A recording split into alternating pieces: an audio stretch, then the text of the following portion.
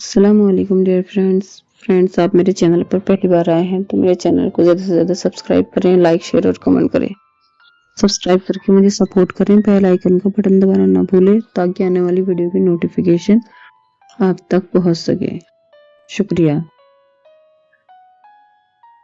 मेरी शादी को अभी 3 महीने हुए थे। मैं कुछ समझ से काम से शहर गया तो मेरी पत्नी अपने मायके चली गई। कुछ दिन बाद उसका फोन स्विच ऑफ हो गया। मैं जब लेने उसके घर गया तो मेरी सास कहती है कि वो किसी के साथ भाग गई। मुझे यकीन नहीं हुआ।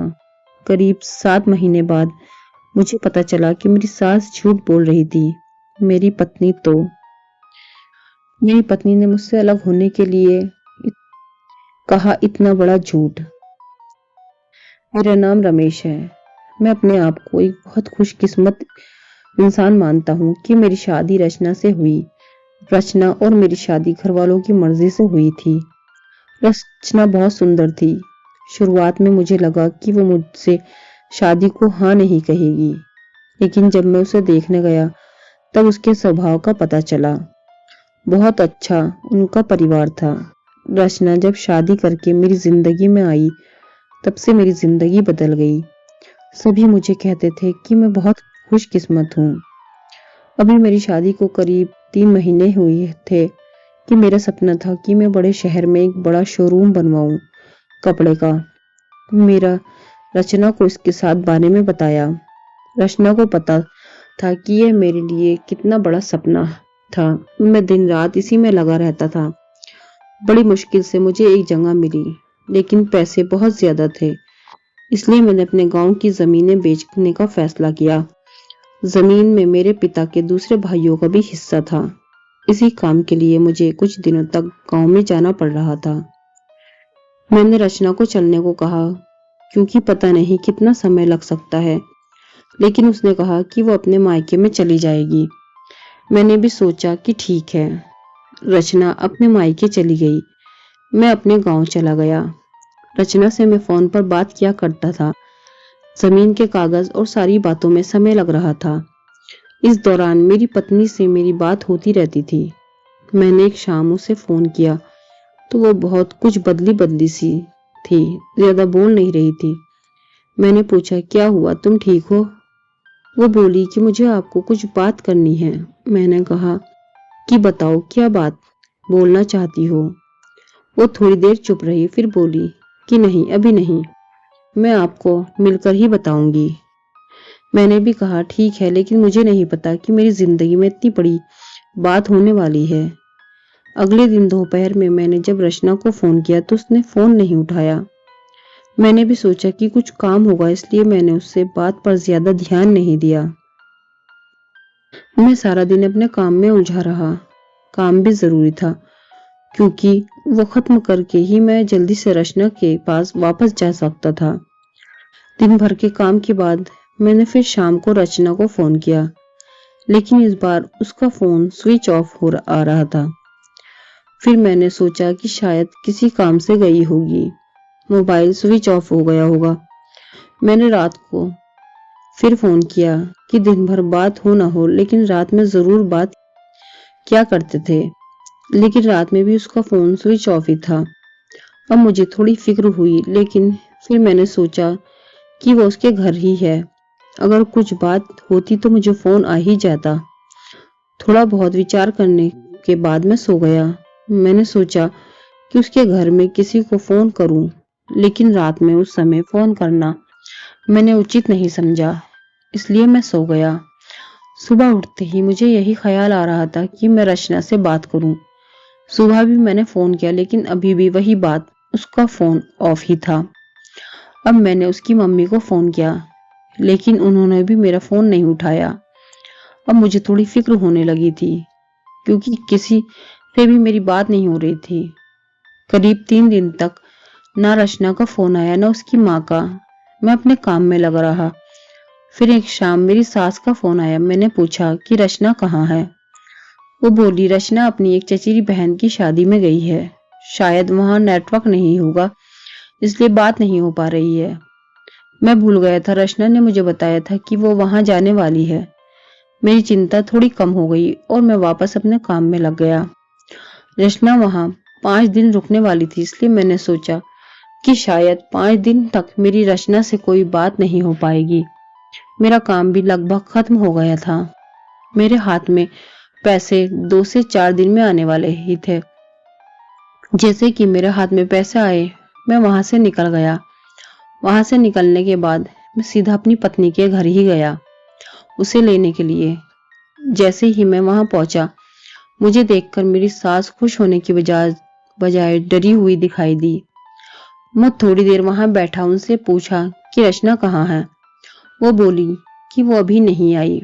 मैंने बोला कि आई नहीं है, अभी तक उसका फोन भी नहीं लग रहा। मैंने कहा कि आप मुझसे वहां किसी का नंबर दे दो, कितने दिन से रचना से बात ही नहीं हुई है। वो कुछ देर सोचती रही, फिर बोली कि अभी मेरे पास नहीं है, मैं आपको किसी से पूछ कर देती हूँ। करीब 8 दिन हो गए थे मुझे रचना से बात किए हुए। मुझे रचना पर भी गुस्सा आ रहा था कि उसका फोन स्विच ऑफ क्यों है। साथ साथ उसका फोन काम नहीं कर रहा तो वो किसी से के भी फोन से बात कर सकती है, लेकिन उसने मुझसे बात नहीं की। मैंने सोचा कि जब वो आएगी तो उसे जरूर डांटूंगा। मेरी सास का फोन नहीं आया। करीब 12 दिन हो गए। मैं उनके घर वापस गया, लेकिन अब वो भी घर पर नहीं थी, ना ही मेरा फोन उठा रही थी। अब मेरे मन में बहुत सारे विचार आने लगे कि आखिर क्या बात है जो रचना और उसके घर वाले मुझसे इस तरह का बर्ताव कर रहे हैं। मैंने उन्हें मैसेज किया कि अब मैं पुलिस के पास जाऊंगा।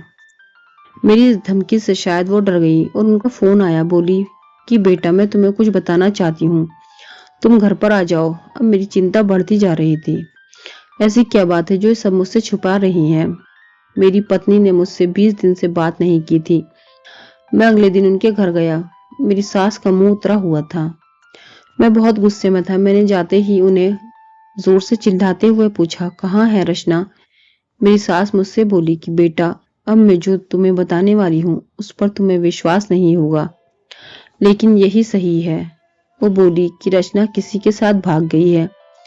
मुझे मेरे कानों पर विश्वास नहीं हुआ कि मैंने क्या सुना। मैंने बोला, आप कुछ भी बोलोगे और मैं मान जाऊंगा। वो बोली, बेटा, यही सच है। तुम्हारी शादी के पहले उसका एक प्रेम प्रसंग था।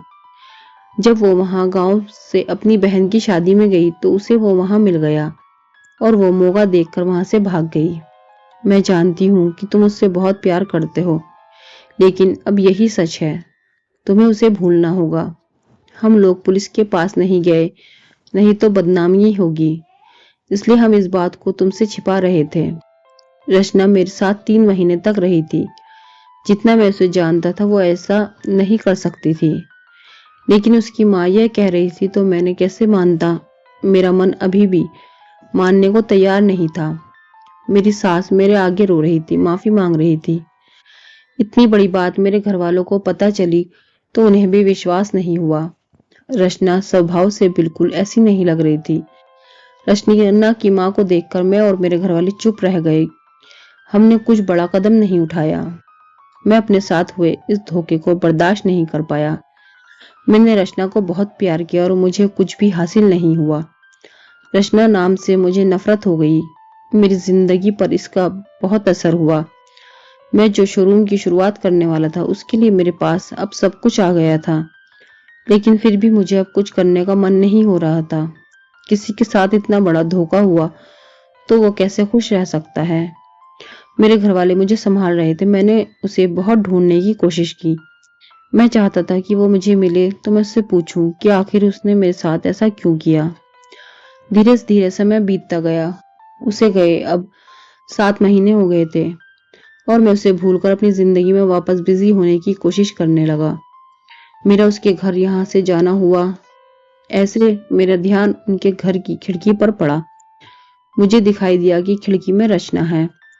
मैं एक झलक सी मुझे दिखी। मैंने उसी समय उनके घर का दरवाजा बजाया। मेरी सास ने दरवाजा खोला और वो मुझे देखकर ही डर गई। दरवाजा खुलते ही मैं अंदर जाने लगा। मेरी सास ने मुझे रोका, लेकिन मैं नहीं माना। अंदर मैं कमरे में गया तो रचना को देखकर मैं हैरान रह गया। रचना व्हील चेयर पर बैठी थी। रचना ने मुझे देखा और उसकी आंखों में आंसू आ गए। मैंने पूछा, ये क्या हुआ? रचना बस रो रही थी। मेरी सास बोली कि बेटा, रचना जब शादी में गई थी तब उसका एक्सीडेंट हो गया था और उसे ऐसी जगह चोट आई जिसके कारण अब वो चल नहीं सकती थी।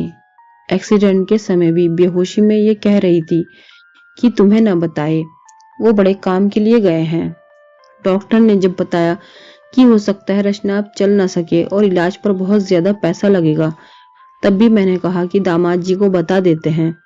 लेकिन रचना ने कहा कि मैं उनकी जिंदगी खराब नहीं कर सकती। उनका सपना है शोरूम खोलने का, उनकी जिंदगी में जाऊंगी, उन पर बोझ ही बनूंगी। इसलिए रचना ने सब झूठ तुम्हें कहने को कहा ताकि तुम उसे भरा बुरा कहकर उसे भूल जाओ और उससे नफरत करो। मेरी पत्नी मुझसे इतना प्यार करती थी। मैंने उससे कहा कि रचना, अगर मेरे साथ ऐसा कुछ हो जाता क्या तुम मुझे छोड़ देती? रचना ने रोते हुए कहा कि ऐसा मत बोलो। रचना ने कहा कि मैं आपकी दोषी हूँ। एक्सीडेंट में हमारा बच्चा जो मेरे गर्भ में था वो भी नहीं बचा। आप मुझे भूल जाए, दूसरी शादी कर लीजिए। मैं आप पर बोझ नहीं बनकर रहना चाहती। रचना की आंखों में आंसू नहीं रुक रहे थे। कितने दिनों से उसने उन्हें रोक रखा होगा। मैंने रचना को बीते हुए कुछ महीनों में न जाने क्या कुछ नहीं कहा, लेकिन अब वो रचना को एक पल भी अपने से दूर नहीं रखना चाहता था। मैंने रचना की एक बात नहीं सुनी। मैं रचना को अपने साथ ले आया और अब कोशिश यही है कि वो फिर से चल सके। मैंने मेरा शोरूम बेच दिया और अच्छे से अच्छे अस्पताल में रचना को दिखाया। उम्मीद की किरण दिखाई दे रही है। बस मैं यही चाहता हूँ कि वो फिर से अपने पैरों पर खड़ी हो जाए। फ्रेंड्स, आपको मेरी कहानी पसंद आई है तो मेरे चैनल को सब्सक्राइब करें, लाइक, शेयर और कमेंट करें। शुक्रिया। अल्लाह हाफिज।